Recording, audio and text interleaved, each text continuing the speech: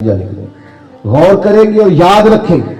हारून रशीद आ रहा था हज करके तो बंदे बड़े नारे शारे लगा रहे थे, ऊँटनी के आगे पीछे भागते, बल्ले बल्ले करते, वो भी बड़ा राजी था। इस तरह का जब मामला होता है लोग गाड़ियों की स्पीड भी जरा कम कर लेते हैं, मजा आ रहा होता है ना, नफ्स को तस्कीन है, वो भी जरा औले औले चल रही थी ऊँटनी। तो अचानक हारून रशीद की नजर पड़ी तो एक दरवेश हजरत बहलोल दाना वो दूर ऊंचे टीले पे बैठ के हंस रहे थे हल्का हल्का, देखते और हंसते। जमीन पे बैठे हैं, चटाई भी कोई नहीं, कच्ची जमीन, और हाथ के अंदर एक सादा सा डंडा छड़ी पकड़ी हुई है, कोई चीज नहीं दुनिया की, सादा लिबास, और बड़े मुतमईन इत्मीनान से, परेशान हो के नहीं कि हो देखो दी की निशान है, ऐसे नहीं, बड़े इत्मीनान से हंस रहे। हारून रशीद की नजर पड़ी तो कहने लगा ये बाबा का हंसना तो माना खेज है, ये सादा नहीं हंसना, इसके अंदर कोई हिकमत है।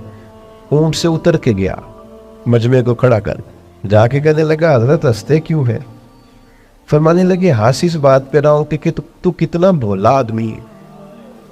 कहा जनाब क्या मतलब? फरमाने लगे इन लोगों के नारों पे हंस रहे हो, ये तो तुमसे पहले किसी और के भी नारे लगाते थे, और थोड़ी देर की तेरी हुकूमत है, तेरे बाद इन्होंने किसी और के भी लगाने। दानश मंदा दा कम नाही, दिल दुनिया ते नाना, इस वोटी लख खामद कीते, जो कीता सो खाना। इस वोटी ते लख खामद कीते, और जो कीता सो खाना। खत्म हो जाता है मामला थोड़ी देर के बाद। हारून रशीद के दिल पे चोट लगी, सियाना बंदा था, समझ के। लेकिन ये बादशाह लोग होते हैं ना, इनको मालदार को, बादशाह को, बड़े आदमी को एक खुमार तो होता है ना, मैं कुछ है हूं, तो वो जाता भी नहीं। फिर बोला और कहने लगा हजरत मैंने सुना है आप पे कर्ज है, मेरे लिए कोई हुक्म हो तो बताइएगा। हजरत बहलोल दाना फिर हंस पड़े।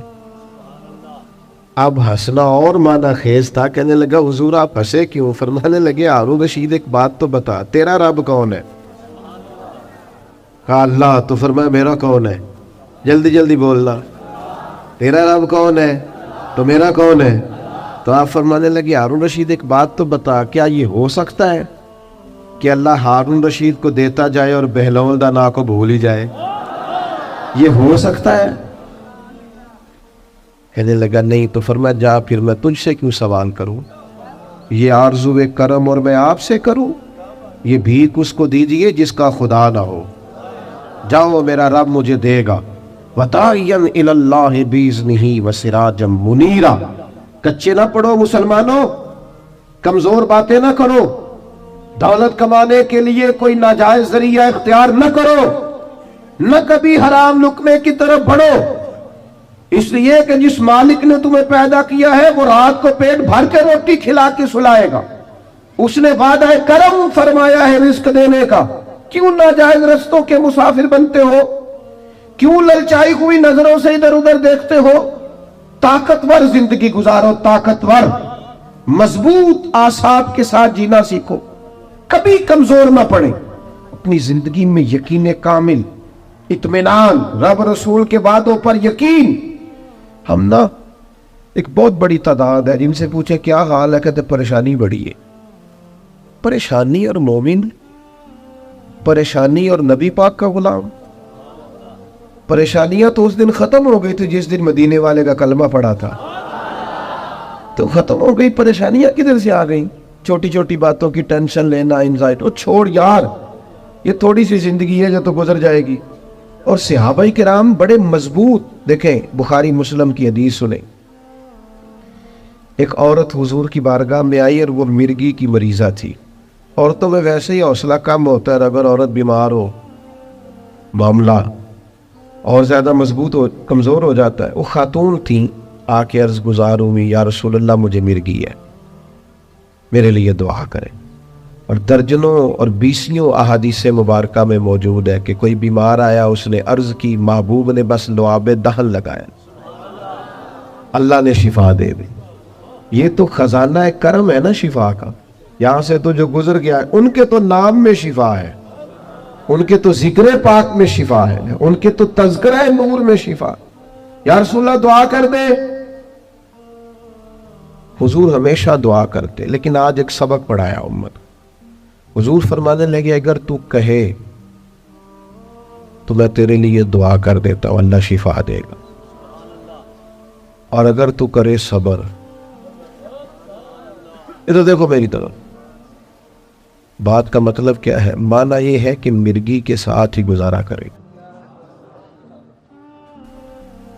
ہاں کچھ اللہ کی طرف سے آنے والی آزمائشوں کے ساتھ گزارا بھی کرنا چاہیے۔ بے حوصلہ ہو، ایک صاحب ایک دفعہ میرے پاس آئے، کہنے لگے میں بڑے پیر و فقیروں کے پاس گیا ہوں، مسئلہ حل نہیں ہوا۔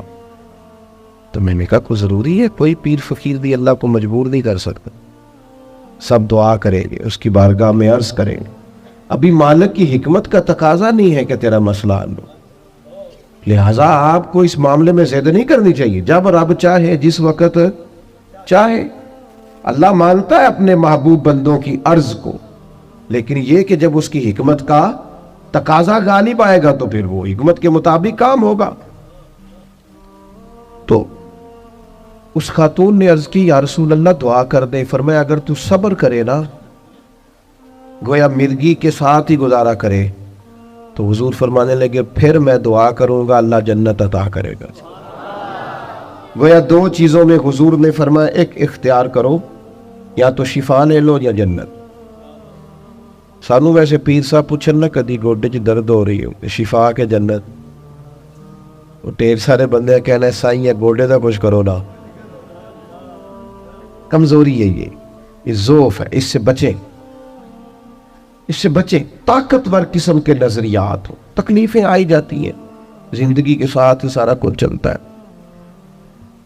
خاتون سے حضور نے فرمایا کہ اگر تو کہے تو شفا، اور اگر تو کہے تو میں دعا کروں گا اللہ جنت عطا کرے گا۔ تو صحابہ کہتے ہیں اس نے تو سوچنے کے لیے 1 منٹ بھی نہیں لگایا، پورا پکے نظریات کے لوگ تھے نا، فوراً کہنے لگی یا رسول اللہ آپ دعا کریں اللہ جنت ہی عطا کرے۔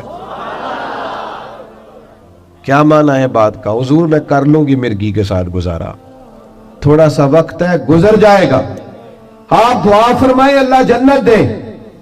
حضور نے دعا کر دی، اللہ اسے جنت عطا کر دے۔